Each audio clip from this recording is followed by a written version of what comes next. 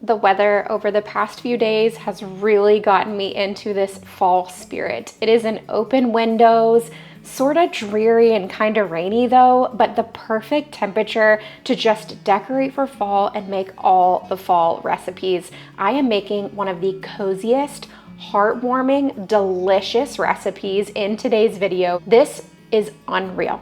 We could not believe how delicious this is. You have to put this one on your menu this fall.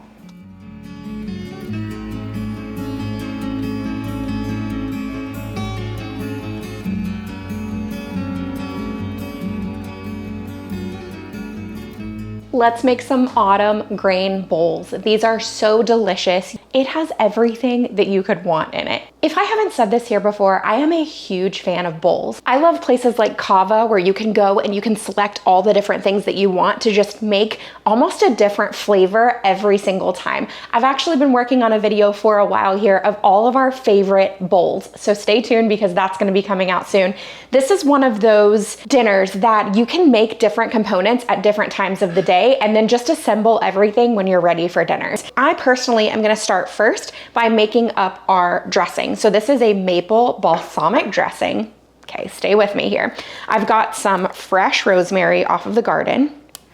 And then I have some fresh thyme. I wanna chop up this rosemary and make it really fine, okay? So I'm gonna go through it several times. Overall, you probably want just about a teaspoon to 2 teaspoons of this finely diced, finely chopped rosemary. Also, when I was getting this off of the garden, I accidentally almost picked the lavender instead of the rosemary. They look very similar without the flowers on the lavender. I just can't imagine that was gonna go well with this recipe though. Let's take that and go right in here. It's a good amount of rosemary. And now I'm going to take this thyme and just add it straight in.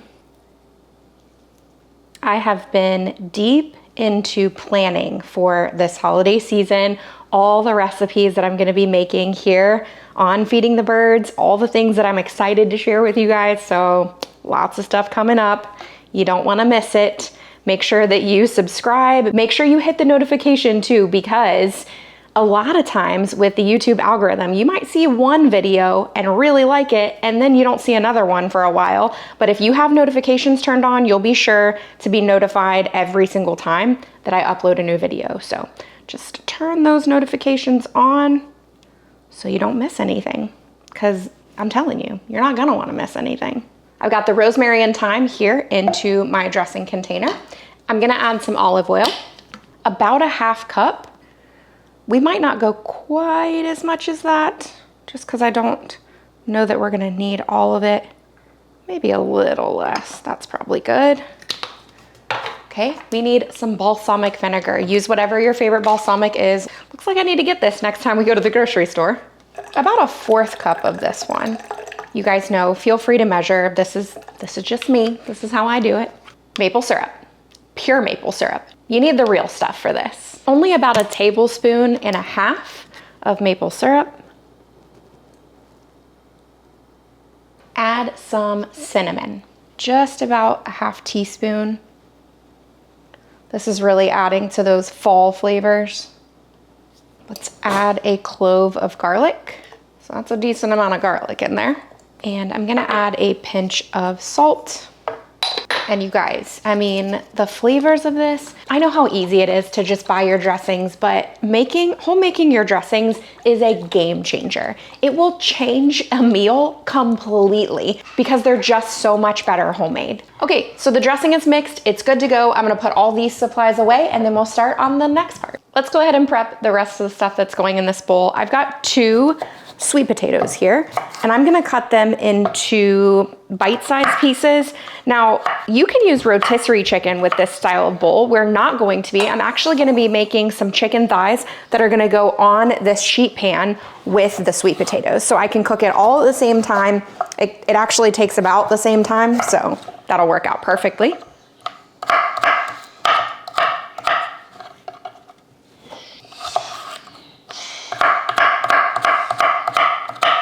For the sweet potatoes, let's add a little bit of oil. I'm using olive oil today.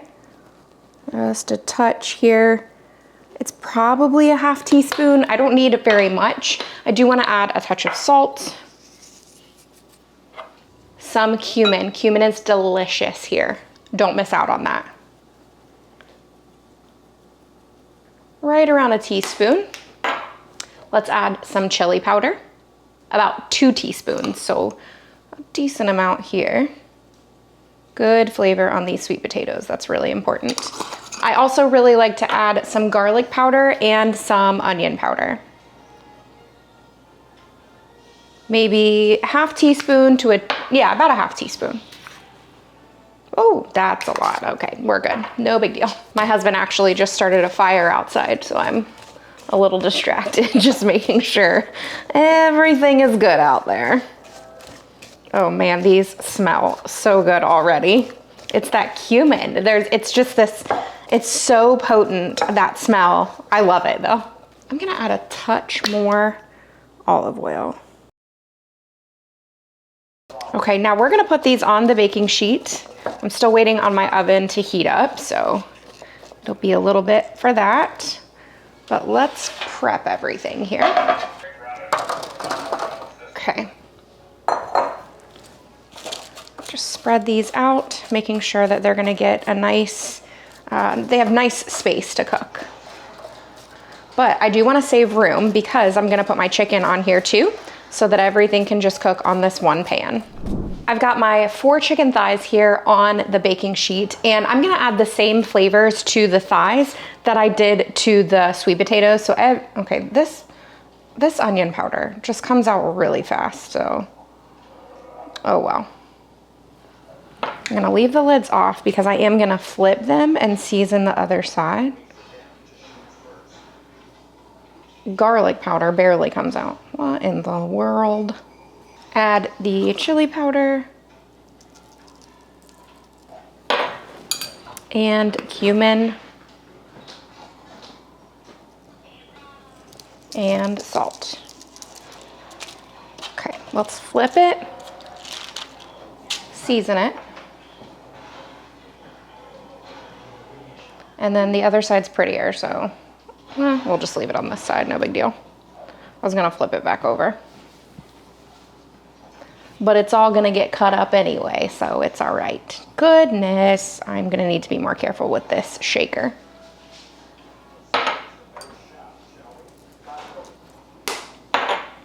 Okay, now let me wash my hands and then we can move on with this recipe. I don't know how everybody in my family is gonna feel about this ingredient, but I'm gonna cut up some apple, and that way, if we want, that can be added to it as well. Another option, other things that you can add are, I'm actually gonna dice the apple pretty small too, just side note. You can add kale. That's another, that's a great fall flavor. Spinach is fine as well. We do not have any of that right now, so I'm gonna skip that. But if you wanna add green, those are really, really great options. I actually probably will only cut up 1 apple because I just don't know how they're gonna feel about the apple in the bowls. We'll see. I know my husband and I will eat it, but my kids love apples. I just don't know how they're gonna feel about it with the other stuff. So actually, I might just cut slices and put it on the side of the bowl for the kiddos. Actually, I do think that the slices could also be really pretty served along the side of the bowl. So we're gonna do some slices.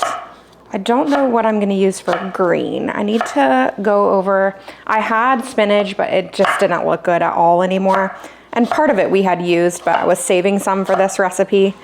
And I don't think I ordered kale. I need to go back and look and make sure. The last thing we need for this recipe is some walnuts or pecans. We have pecans, so that's what I'm gonna use. I am gonna chop them up a little bit.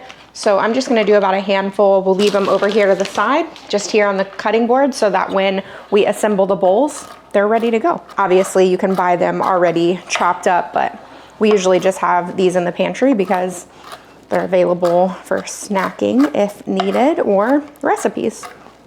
Over near the stove, I've got some wild grain rice that we're gonna cook in the rice maker, and then also some quinoa. Quinoa is really easy to make. It's just 1 part quinoa, 2 parts water, and then add some salt to that. We're gonna bring it to a boil and then turn it down and just let it simmer until all the water is evaporated.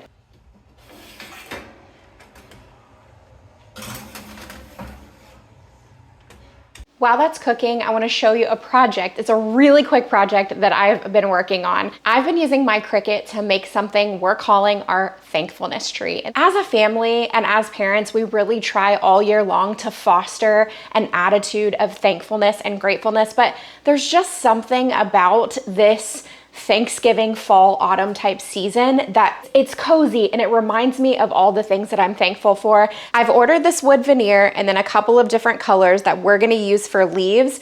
Just a basic shape of a tree with some branches. And then every time we think of something that we're thankful for, we're gonna take a leaf and write that thing that we're thankful for in permanent marker and put it on the tree. As it stands right now, I've got 2 sheets of printed leaves, and honestly, I hope this isn't near enough. I hope that I have to go back and print multiple pages of these leaves. Just today, in a matter of minutes, filled out this many, and this was just me and my daughter. My son hasn't even touched this yet, and neither has my husband. So when they get home later today, we're gonna be sure to add a lot more to this as well, and throughout the whole rest of the season. And I hope that every time we walk by it, it will just be a great reminder of all of these things that we're thankful for. I love using my Cricut for things just like this, for things that have meaning to them, because it's not things that you can just go into a store and pick up. One of my favorite projects that I've ever made with my Cricut is this one right here, and we're about to decorate. I'm about to finish decorating for fall, so we'll put this up again. Probably hard to see right here, but I'll put it on the backdrop so that you can see it. This goes above our fireplace every year, and I made this using my Cricut, cut out the letters, and then I cut out basic shapes of a pumpkin and painted in the rest of the pumpkins, and every year this goes above our mantle. Probably my favorite project of all time was shortly after my papaw died, I made my grandma some kitchen towels. So go to a place like Sam's Club or a wholesale supplier and get you a bunch of bar towels and just keep them on hand. My grandpa had all these really funny sayings. He would just, he had a plethora of them. One of the favorites is that every single time one of us would do something we weren't supposed to do or we would get in trouble, he would say, "I'm gonna put something on you Ajax won't wash off." And I thought this makes the perfect kitchen towel for my grandma because it's kitchen related, cleaning related, all that. And it's a saying that she can look at and she can just smile every single time she walks by it. I also love keeping blank ornaments on hand because if you have a friend that maybe a pet passes away and you want to remind them of the years that you had with them, you can make up a quick ornament and gift that. Or maybe it's a graduation that's happening or a wedding is happening or an engagement is happening and you can put the date on that. There's just so many things that you can do. If you'd like to get a Cricut of your own, I'm gonna have a link in my description box. Head to the description box and you can grab one for yourself and you can make these awesome, meaningful, and personalized gifts as well. So I ended up going into Food Lion and getting kale because I just feel like this needs kale. I went ahead and took all the stems off and broke it into pieces. Take a little bit of that dressing and pour it over the kale and then prepare to get messy. Okay, you can even add a little bit more olive oil, just a touch. So what happens is the oils, when you massage the kale, break it down, and it's almost as if you sauteed it. It breaks apart kind of the overall crunchiness of it, and it makes it really soft. It doesn't take much, but the easiest way to do it is with your hands. All right, so everything is really prepped. We're just waiting on the sweet potatoes to finish cooking, the chicken to finish cooking, and the quinoa.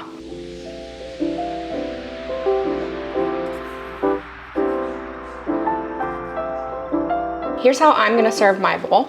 So we're taking some of the rice. If you know that everybody will want quinoa in your house, I would go ahead and combine the quinoa and the rice together just to make it easier on yourself.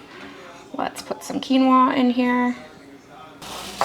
Okay, I'm gonna add in some of this kale. And then toss that together, and that's my base of the bowl. All right, so next you just start to put the ingredients on that you know that you're gonna like. So I would like apples on mine. I'm definitely gonna put some of the nuts on mine. Like I said, we're gonna use some of these just for garnish like so. Adding some of the sweet potato, which adds a really beautiful color. Mm-hmm. And then obviously we gotta have the chicken. And I think because I covered up the nuts, I'm gonna add a few more. Just a little. And then, okay, add some cheese if you want. You can keep it cheese-free. And then take that dressing that we made. That's a nice looking dinner. And you have the autumn grain bowl. Wow. There's a lot of components with this. That's really the best way that I can say it. It's not that you're managing a bunch of different things at the same time, but it's just, there's just a lot. So if you don't really have the capacity maybe that day to deal with a lot of the different things going on, then maybe make this on a day when you feel like you do. Maybe a Saturday meal. Like if you could do the rice, the wild rice and the couscous together, I'm not sure you can. Or if you had one or the other already in the fridge from a previous meal. It's not that it's hard by any means. Like I want to make that clear. It also may have been, I felt a little more stressed making this because we left in the middle of it to go get our daughter at a friend's house. We stopped by the grocery store. When we got home, I spilled flour all over the floor when I closed the door to the pantry. I spilled couscous on the oven, but that's not a shocker on the stove. I just cleaned it. Yeah, after I spilled stuff the other night. I didn't mean to. And if you have a gas grill, you know the pain of cleaning this thing. Y'all. I mean, a gas stove. This is what my wife gives me to scoop the couscous. Okay, but in my defense, you know where the other utensils are. Who scoops it with this? It might as well be a fork. Let's try the food, for goodness sakes. All right, I'm gonna try everything together, or at least as much as possible. Did you put everything on yours? I did, yeah. You got kale on yours? Yeah. Mm-hmm. Oh, okay. All right. My word. I take back everything I just said about needing the capacity to do this. You just need to make it. You need to come up with the capacity to make this. Every flavor in there is so good. Does this not taste like fall, straight fall in a bowl though? Like if you're ready for fall, you need to make this because that to me, it's just fall. And I may have already said it before, but that's my absolute favorite time here in North Carolina and in our house. The colors are just beautiful and the birds and all the activity. I don't know where you're from. If you have some beautiful autumn colors. Oh, leave us a comment below. Tell us where you're from. Yeah. Y'all, this is really good. It's so good. All the elements together.